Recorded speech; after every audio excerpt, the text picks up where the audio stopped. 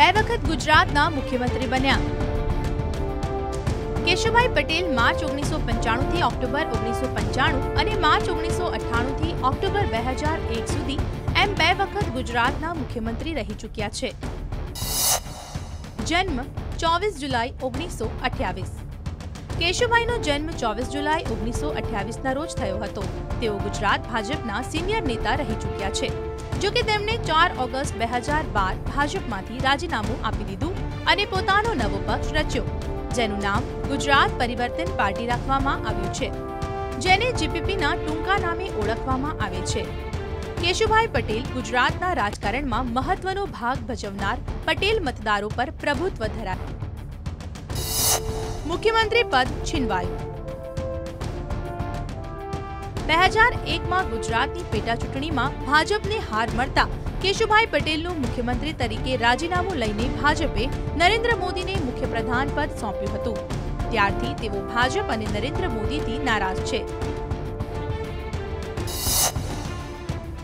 કેશુભાઈ એક સામાન્ય ખેડૂત પરિવારમાંથી આવે છે। તેમણે પોતાની રાજકીય કારકિર્દીની શરૂઆત રાજકોટમાંથી કરી। જળસંપત્તિ મંત્રી અને કૃષિ મંત્રી રહી ચૂક્યા છે। મોરબી પૂર હોનારત વખતે તેઓ રાજ્યના જળસંપત્તિ મંત્રી હતા, તો 1991માં ભાજપ અને જનતા દળની ગઠબંધન સરકારમાં કૃષિ મંત્રી રહી ચૂક્યા છે। ત્યારબાદ 1995માં ભાજપે રાજ્યમાં જ્યારે એકલા હાથે વિધાનસભામાં જીત મેળવી ત્યારે ગુજરાતના મુખ્યમંત્રી બન્યા, પરંતુ તે સમયે ભાજપમાં રહેલા શંકરસિંહે તેમને વિરુદ્ધ બળવો કરતા કેશુભાઈએ સત્તા ગુમાવી। 1998ની ચૂંટણી વખતે ફરી ભાજપનો ભગવો લહેરાયો અને કેશુભાઈ પટેલ બીજી વાર ગુજરાતના મુખ્યમંત્રી બન્યા। તેમના કાર્યકાળ દરમિયાન ગોકુલ ગ્રામ જેવી આદર્શ યોજનાઓ પણ બનાવાઈ હતી, પરંતુ 2001માં આવેલા ભૂકંપમાં નબળી કામગીરીના કારણે તેમના પ્રત્યે અસંતોષ વધવા લાગ્યો।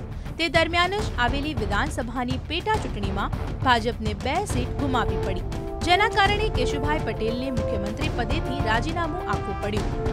આ ઘટનાના કારણે તેમનો ભાજપ અને નરેન્દ્ર મોદી સામે અસંતોષ વધવા માંડ્યો।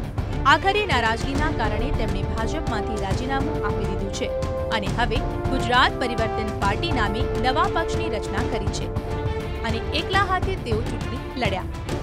બ્યુરો રિપોર્ટ, સંદેશ ન્યૂઝ।